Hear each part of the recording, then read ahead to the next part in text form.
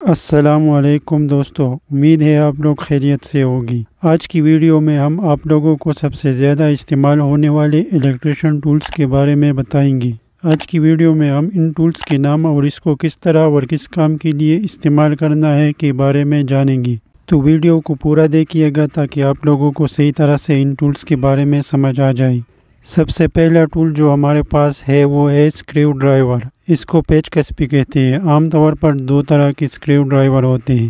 یہ جو میرے ہاتھ میں آپ لوگ اسکریو ڈرائیور دیکھ رہے ہیں، یہ فلیٹ اسکریو ڈرائیور ہے۔ اس کی مدد سے ہم اس طرح کے فلیٹ اسکریوز کو کھول یا بند کر سکتے ہیں، جو چھوٹے بڑے مختلف سائزوں میں مل جاتے ہیں۔ دوسری نمبر پر ہمارے پاس فلپ اسکریو ڈرائیور یا اس کو کراس اسکریو ڈرائیور بھی کہتے ہیں۔ یہ بھی مختلف سائزوں میں مل جاتے ہیں۔ اس طرح کے کراس اسکریوز کو کھولنے اور بند کرنے کے لیے فلپ اسکریو ڈرائیور کا استعمال کیا جاتا ہے۔ کچھ اسکریو ڈرائیور اس طرح بھی ہوتے ہیں جس میں فلیٹ اور فلپ دونوں طرح کے آپشن آپ لوگوں کو ایک ہی اسکریو ڈرائیور میں مل جاتے ہیں۔ اس کا ایک سرا فلیٹ جبکہ دوسرا کراس ہوتا ہے۔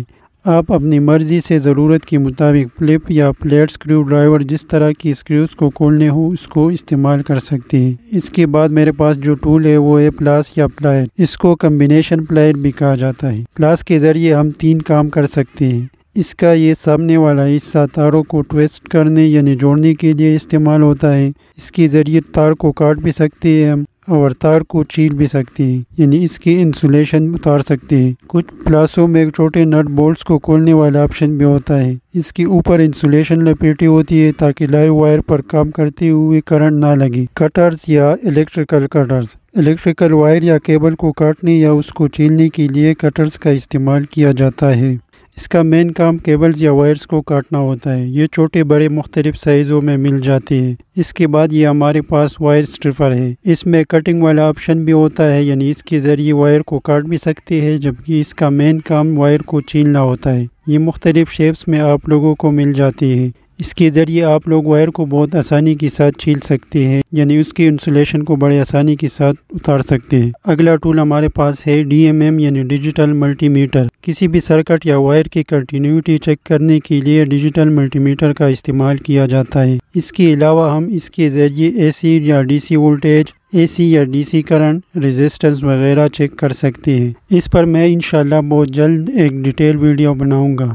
اگلا ٹول ہمارے پاس ہے ٹیسٹر یا اس کو نیان ٹیسٹر بھی کہا جاتا ہے۔ اس میں ایک نیان بلب لگا ہوتا ہے، اس وجہ سے اس کو نیان ٹیسٹر بھی کہا جاتا ہے۔ کسی سرکٹ یا وائر میں وولٹیج چیک کرنے کے لیے ٹیسٹر کا استعمال کیا جاتا ہے کہ سپلائی آ رہی ہے اس سرکٹ میں یا نہیں۔ جس سرکٹ میں بجلی چیک کرنی ہو اس میں لگا کر اس کے اوپر انگلی رکھنے سے اس کو نیوٹرل ہمارے باڈی سے مل جاتا ہے۔ اگر لائٹ آن ہو تو اس کا مطلب ہوتا ہے کہ سرکٹ میں وولٹیج آ رہی ہے۔ اس کے علاوہ یہ چھوٹے سائز کی اسکریوز کو کھولنے اور بند کرنے کے بھی کام آتا ہے۔ آپ ٹیسٹر کی مدد سے نیوٹرل کو کیسے چیک کر سکتے ہیں اس پر میں ایک ویڈیو بنا چکا ہوں، آپ لوگ اس ویڈیو کو بھی جا کر دیکھ سکتے ہیں۔ پیپر کٹر، نارملی پیپر کٹر پیپر کو کاٹنے کے لیے استعمال ہوتا ہے، لیکن اس کے ذریعے ہم تاروں کی انسولیشن بھی اتار سکتے ہیں۔ ضرورت کے وقت ہم اس کے ذریعے وائرز کو بھی چھیل سکتے ہیں۔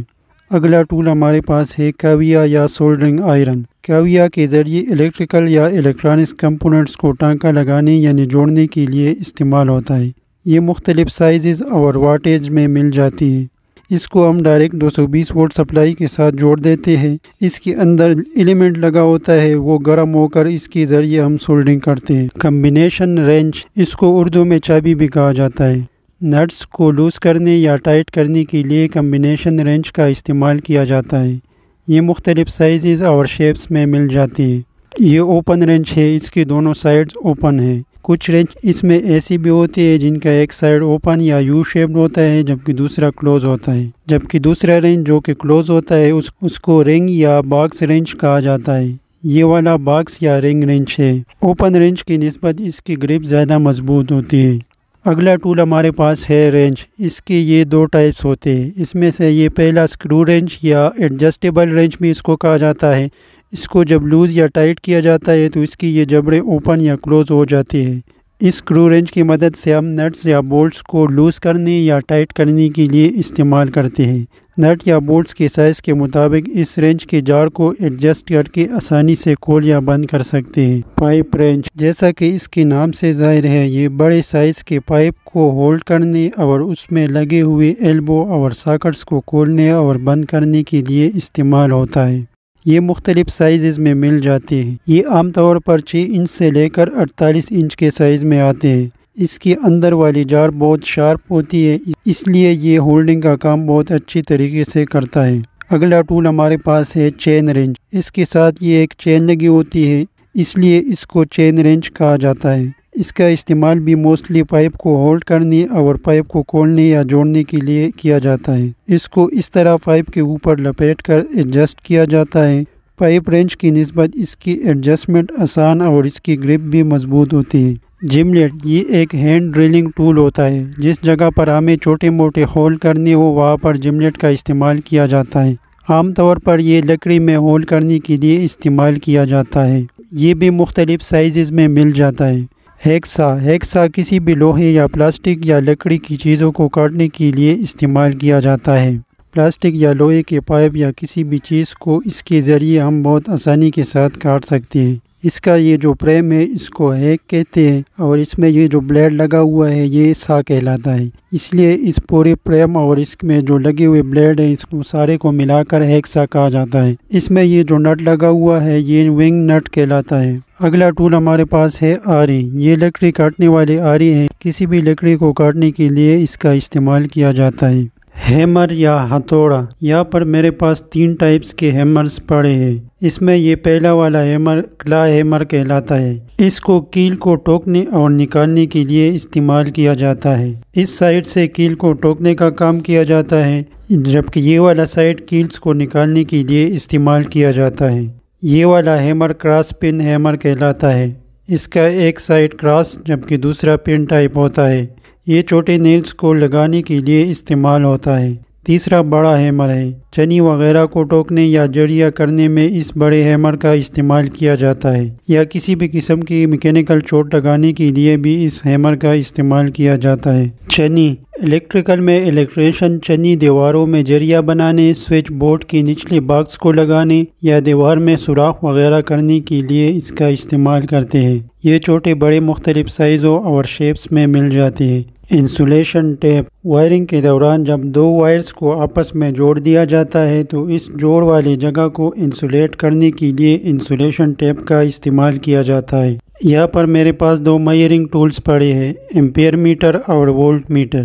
ایمپیئر میٹر کرنٹ کی پیمائش کرنے کے لیے استعمال کیا جاتا ہے۔ کرنٹ میئر کرنے کے لیے ایمپیئر میٹر کو سیریز میں لگا دیا جاتا ہے۔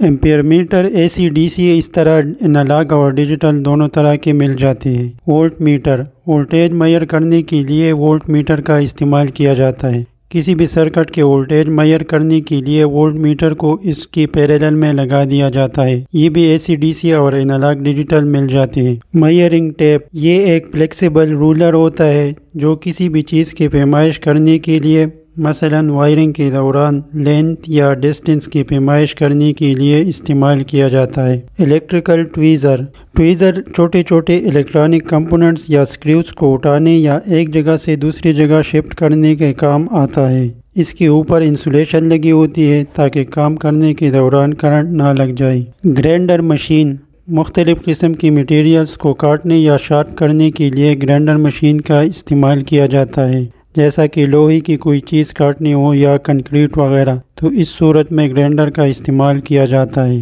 کنڈیوٹ وائرنگ کے لیے جڑیا بنانے میں بھی اس کا استعمال کیا جا سکتا ہے۔ ہیٹ گن، کسی بھی الیکٹرانک سرکٹ سے کوئی کمپوننٹ نکالنے کے لیے ہیٹ گن کا استعمال کیا جاتا ہے۔ اس کے ذریعے سرکٹ کو ہیٹ فراہم کر دیا جاتا ہے، جس کی وجہ سے اس کمپوننٹ پر لگی سولڈرنگ پگھل جاتی ہے اور ہم آسانی سے ٹویزر کے ذریعے اس کمپوننٹ کو ہٹا سکتے ہیں۔ اس میں کچھ آٹومیٹک ہیٹ گن بھی ہوتے ہیں جس کی ہیٹ کو ہم اپنی مرضی سے کم یا زیادہ کر سکتے ہیں۔ ڈرل مشین، ڈرل مشین کے ذریعے لکڑی یا دیواروں کے اندر ہولز ہم کر سکتے ہیں۔ اس کے ساتھ مختلف سائز کے بٹ ہوتے ہیں۔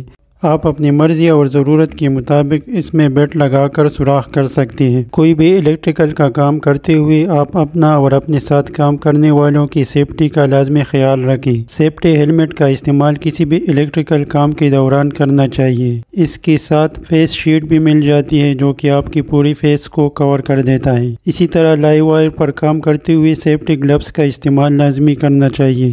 امید ہے آپ لوگوں کو ویڈیو پسند آئی ہوگی۔ اگر ویڈیو پسند آئی ہے تو ویڈیو کو لائک اور دوستوں کے ساتھ شیئر کیا کریں۔